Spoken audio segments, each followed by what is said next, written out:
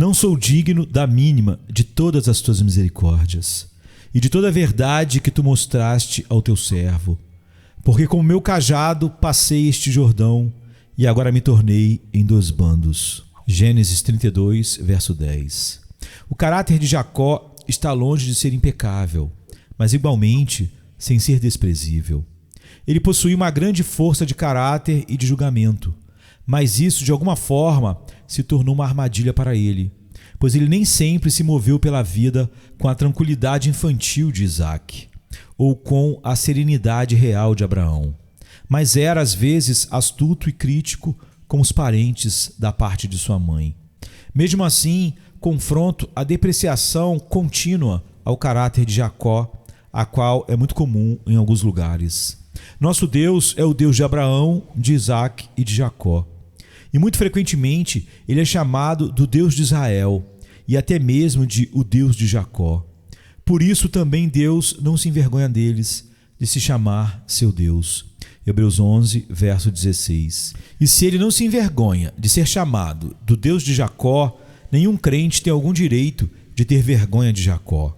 Com todas as suas imperfeições, e certamente ele as tinha, ele era um nobre homem. Algumas boas pessoas são construídas em uma escala tão pequena para mostrar boas ou más qualidades em medidas grandes. Que tal frase não seja usada com Jacó. Ele imprimiu seu caráter sobre uma multidão de gerações e nações inteiras carregam seus traços. Ele era um homem cheio de energia, ativo, sofredor, resoluto e, portanto, suas fraquezas se tornaram mais notáveis do que seriam se estivessem em uma natureza mais quieta e calma e comum. Diga o que quiser dele, mas ele foi o mestre na arte de orar. E aquele que bem pode orar é um homem da altura de um príncipe. Aquele que pode prevalecer com Deus irá certamente prevalecer sobre os homens, com os homens. Me parece que quando o homem é ensinado pelo Senhor a orar, ele é do tamanho de qualquer emergência que possivelmente possa surgir. Guarde isso. Será duro para qualquer homem que luta contra um homem de oração. Todas as outras armas podem ser colocadas de lado, mas a arma da oração, invisível como é e desprezada pelos mundanos, tem em si o poder e a majestade que irão garantir a vitória. A espada da oração tem tal gume que cortará através de muitas armaduras de couraça. Jacó foi um dominante príncipe quando ele estava ajoelhado. Dr. Dito, em sua obra admirável, Ilustrações Bíblicas, tem um capítulo sobre este texto, o qual é intitulado A Primeira Oração. Eu difiro um pouco deste título. Esta mal pode ser dita que fora a primeira oração registrada na Escritura. Admito que aquele excelente escritor excluiu a oração de Abraão por Sodoma por se tratar de uma oração intercessória, mas existem outras orações de Abraão e outros casos de súplica. Ainda assim, é verdade que seja dito que esta é a primeira oração na Bíblia de um homem que ora por si mesmo e que é registrada por completo. E sendo a primeira, pode ser vista em alguma medida como um padrão para os suplicantes bem-sucedidos. Se você a examinar cuidadosamente, perceberá que é um modelo que pode ser copiado por qualquer filho de Deus em seus dias de tribulação. Jacó inicia por apelar pela promessa: Deus de meu pai Abraão e Deus de meu pai Isaque, o Senhor, em Gênesis 32, 9a. Que melhor apelo podemos ter do que a promessa de um Deus fiel que já a cumpriu para com os nossos pais? Ele em seguida apela por uma promessa especial que fora feita para ele mesmo. Esta promessa estava envolvida em um mandamento o qual ele estava obedecendo. Torna-te a tua terra e a tua parentela e far-te-ei bem. Gênesis 32, 9b. Enquanto nós apelamos à aliança geral feita com todos os crentes em Cristo, nós podemos também apelar particularmente e especialmente a toda aliança que tem sido feita com nossa própria alma pelo Espírito do bendito Deus. Após isso, ele continua a apelar para a sua própria indignidade. Pela fé, ele tornou até mesmo suas falhas em argumentos, como eu deverei mostrar-lhe. Não sou digno da mínima de todas as tuas misericórdias. Ademais, ele foi apelar a Deus expondo seu perigo específico. Livra-me, peço-te, da mão de meu irmão, da mão de Esaú. Gênesis 32, 11a. Ele também especifica seus filhos e seu perigo diante de Deus. Um apelo forte para um Deus de amor como que temos. Porque eu o temo, porventura não venha e me fira, e a mãe com os filhos. Gênesis 32, 11b. Então ele conclui com aquilo que sempre deve permanecer como um potente apelo a Deus. E tu o disseste. Gênesis 32, verso 12. Ele insistiu na promessa de Deus e praticamente clamou: faça como disseste. É sábio divulgar a promessa diante dele que a fez e implorar por sua execução. Nós devemos apelar à fidelidade de Deus e clamar: lembra-te da palavra dada ao teu servo, na qual me fizeste esperar. Salmo 119, 49.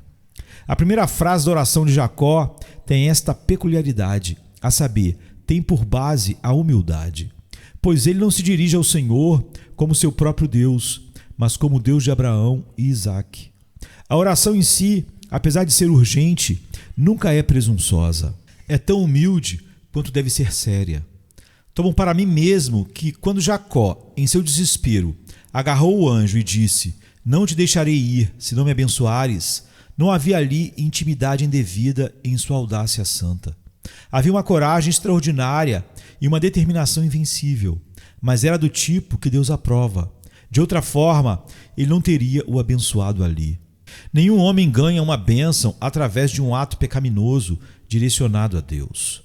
Por toda essa oração vejo, com toda a sua intensidade, uma lembrança amorosa de quem Jacó é e quem Jeová é. E o suplicante fala com termos adequados para serem usados por um homem de coração humilde para com o Deus 3 vezes santo. Esse é o assunto para falarmos agora. Humildade é a atitude adequada para a oração. Nós iremos começar com isso. Não sou digno da mínima de todas as tuas misericórdias e de toda a verdade que tu mostraste ao teu servo. A humildade é promovida pelas mesmas convicções que encorajam a oração. E a humildade sugere e fornece muitos argumentos que podem ser usados na oração. Um homem orgulhoso tem poucas coisas a trazer diante de Deus, mas quanto mais humilde um homem é, mais numerosos são seus dominantes apelos. Oração é uma ocupação adequada para um pecador, e um pecador é a melhor pessoa para exercer a oração. Como eu disse, a humildade é a atitude adequada para a oração. Não penso que Jacó poderia ter orado a não ser que tivesse rasgado as vestes da justiça própria, as quais ele usou na contenda com Labão. E ele permaneceu sem estas vestes diante da infinita majestade do Altíssimo. Observe que aqui ele não fala diante de um homem, mas diante de Deus, pois ele clama: não sou digno da mínima de todas as tuas misericórdias. Ele tinha falado com Labão que havia feito dele um escravo que usou de uma maneira mais mercenária possível e que o havia perseguido em fúria feroz porque ele tinha abandonado o serviço com suas esposas e filhos para que ele pudesse voltar para seu país nativo. Para Labão, ele não diz: sou indigno do que possuo, pois até onde o grosseiro Labão sabia, Jacó era digno de muito mais do que ele havia recebido em forma de salários. Para Labão, ele usa muitas verdadeiras frases de autovindicação e justificação. As posses de Labão cresceram bastante sobre o incessante cuidado e administração de Jacó. Ele cuidou dos rebanhos de Labão com constante diligência e ele diz: de dia me consumiu o calor e de noite a geada, e o meu sono fugiu dos meus olhos. Gênesis 31, 40. Ele declarou que nunca tomou um carneiro do rebanho com o qual devia alimentar sua própria família, que ele, de fato, havia trabalhado sem nenhum salário, exceto as filhas de Labão, que se tornaram suas esposas.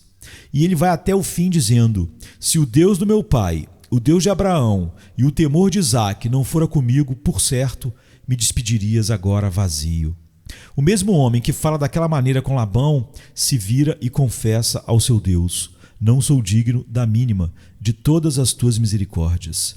Isso é perfeitamente consistente e verdadeiro. Humildade não é dizer coisas falsas contra você mesmo. Humildade é formar uma estimativa correta de si mesmo. Direcionado a Labão, foi uma correta estimativa por um homem que trabalhou tão duro para ganhar tão pouco, reivindicar que ele tinha um direito o qual Deus o havia dado. E ainda assim, diante de Deus, era perfeitamente honesto e sincero de Jacó dizer: não sou digno da mínima de todas as tuas misericórdias e de toda a verdade que tu mostraste ao teu servo. Agora, sempre que você for orar, se você for anteriormente compelido a dizer algo muito duro sobre sua própria integridade ou seus negócios, ou se você ouviu outros falando em seu louvor, esqueça tudo isso, pois você não pode orar se isso tiver algum efeito sobre você. Um homem não pode orar com uma boa opinião de si mesmo. Tudo o que ele poderá fazer é resmungar: ó Deus, graças te dou, porque não sou como os demais homens, como está em Lucas 18:11. E isso não é oração de maneira nenhuma. Uma visão elevada sobre sua própria excelência irá lhe tentar a olhar para baixo com desprezo para o seu próximo. E isso é a morte para a oração. Deus expulsa do seu templo todas as orações orgulhosas. Ele não pode suportar tais provocações. Você deve tirar seus sapatos quando fica de pé em solo santo. Estes mesmos calçados, que são bem leves para se usar quando você tem que pisar sobre o leão e o dragão, estes mesmos sapatos que o servem bem e são adequados para serem usados quando viajar através desse grande e terrível deserto, tire-os quando diante do seu Deus, mesmo aqueles sapatos que você é forçado a usar diante de vilões. Quando nós vemos João dizendo a Jesus: eu não sou digno de desatar a correia da sua sandália, Senhor, eu não sou digno, é nosso clamor. Como Abraão, nós reconhecemos que somos nada além de pó e cinzas, menor que o menor dos santos, honrados somente por nos ser permitido executar qualquer função servil na casa do nosso Mestre. Perceba então que isto foi essencial para Jacó se colocar na atitude certa depois de ter disputado com Labão. Foi adequado que, em levantando seus olhos para o céu, ele deveria usar a mais humilde linguagem e de maneira alguma demonstrar ter algum mérito na presença do Deus 3 vezes santo ao orar. Irmãos e irmãs, seria doentio para nós usarmos alguma linguagem de mérito diante de Deus, pois nós não temos mérito nenhum. E se nós tivéssemos algum mérito, não necessitaríamos orar. Foi bem observado por um velho teólogo puritano que o homem que reivindica ao seu próprio mérito não ora, mas exige sua dívida. Se peço a um homem para me pagar uma dívida, não sou suplicante, mas estou reivindicando queixosamente os meus direitos. A oração de um homem que pensa que tem mérito é como servir ao Senhor com um decreto. Não é direcionar um pedido, é a emissão de uma exigência. O mérito, com efeito, diz: paga-me o que tu me deve. Pouco tal homem terá com Deus, pois se o Senhor somente nos paga o que ele nos deve, um lugar no além do tormento rapidamente será nosso pagamento, um lugar no inferno. Se enquanto vivermos aqui, nós não recebemos nada além do que merecemos, deveremos ser reprovados e exilados. O mais vil dos mendigos obtém mais do que merece. Até mesmo a vida em si mesma é um presente do Criador que nós não merecemos. De que se queixa, pois, o homem vivente? Queixe-se cada um dos seus pecados. Lamentações 3:39. E mesmo que sejamos trazidos humilhados como devemos, ainda assim devemos admitir que as misericórdias do Senhor são a causa de não sermos consumidos, porque as suas misericórdias não têm fim. Lamentações 3:22. Qualquer outra atitude que não seja a de humildade deve ser a mais imprópria e presunçosa na presença do Altíssimo. Deixe-me adicionar também que, em tempos de grandes pesos sobre o coração, não há uma quantia de justiça própria ali se intrometendo. Jacó estava muito apavorado e extremamente angustiado. E quando o homem é trazido a tal estado, a linguagem mais humilde o satisfaz. Aqueles que estão fartos de pão podem se gabar, mas os famintos imploram. Que os orgulhosos tomem cuidado para que, enquanto o pão ainda esteja em suas bocas, a ira de Deus não venha até eles. aquele que é trazido à pobreza, aquele que é afligido no espírito, aquele que jaz às portas da morte, não é um homem que mostra as penas do pavão e esbanja seus enfeites. Ele busca para si a bondade amorosa do Senhor e implora por misericórdia. Este é o seu clamor: misericórdia, misericórdia. Ele percebe que não consegue orar até que ele tenha chegado à sua verdadeira postura, que é a de um indigno. E tendo chegado a isso, ele tem o pé bem firmado, pois ele implora a absoluta soberania da graça divina e ao amor sem limites do coração divino como argumentos substanciais para a misericórdia. Estou convencido que falhamos em nossas orações em certas vezes porque não nos humilhamos o suficiente. Somente se você estiver sobre o seu rosto é que prevalecerá ao trono. Se você tem alguma justiça de si mesmo, você nunca terá a retidão de Cristo. Se você não tem nenhum pecado, você não se lavará no sangue precioso. Se você é forte, você será deixado em sua própria fraqueza. Se você é rico e grande em bens, você será mandado para fora de mãos vazias. Mas quando você pode verdadeiramente confessar sua insignificância e se prostrar diante de Deus, Ele terá que lhe ouvir. Das profundezas a te clamo, ó Senhor. Salmo 130, verso 1. Nenhuma oração chega mais rápido às alturas do que aquela que é feita nas profundezas. Quando você está nu, o Senhor irá te vestir. Quando você está faminto, Ele irá te alimentar. Quando você é um nada, Ele será o seu tudo em todos.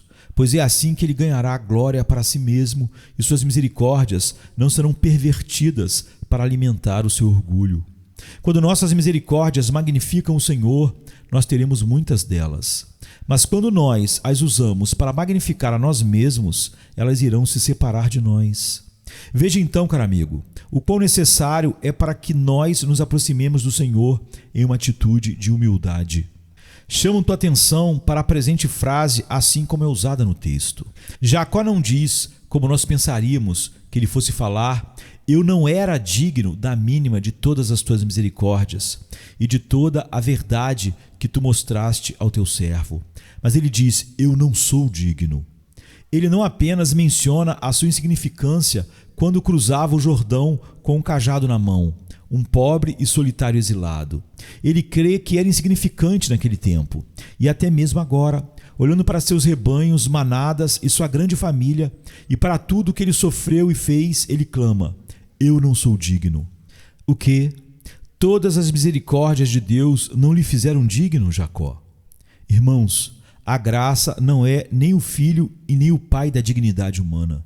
Se nós tomarmos toda a graça que pudermos, nunca seremos dignos daquela graça. Pois a graça, assim como entra onde não existe dignidade, também não nos dá merecimento quando somos julgados por Deus.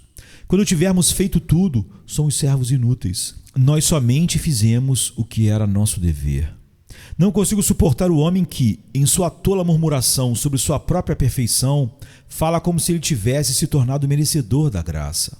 O Senhor tem misericórdia de tais ostentadores e os traga ao seu verdadeiro ancoradouro, para que eles possam admitir que não são merecedores de nada, nunca.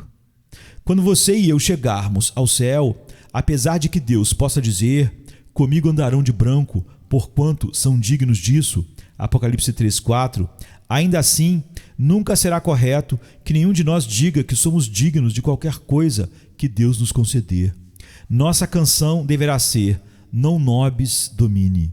Não a nós, Senhor, não a nós, mas ao teu nome dá glória, por amor da tua benignidade e da tua verdade. Salmo 115, verso 1.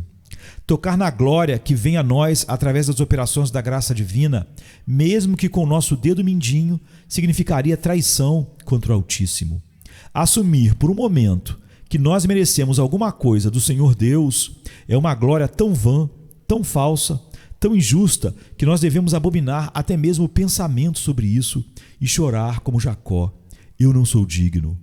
Jó, que se defendeu com tanto vigor e possivelmente com amargura, não demorou para ouvir Deus falando com ele no redemoinho e clamar: com o ouvir dos meus ouvidos ouvi, mas agora te veem os meus olhos.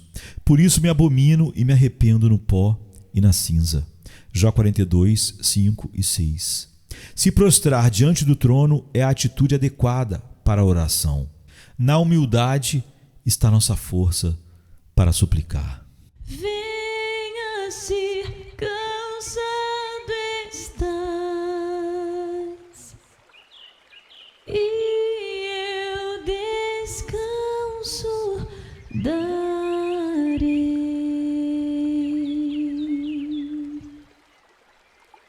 Tu descansarás.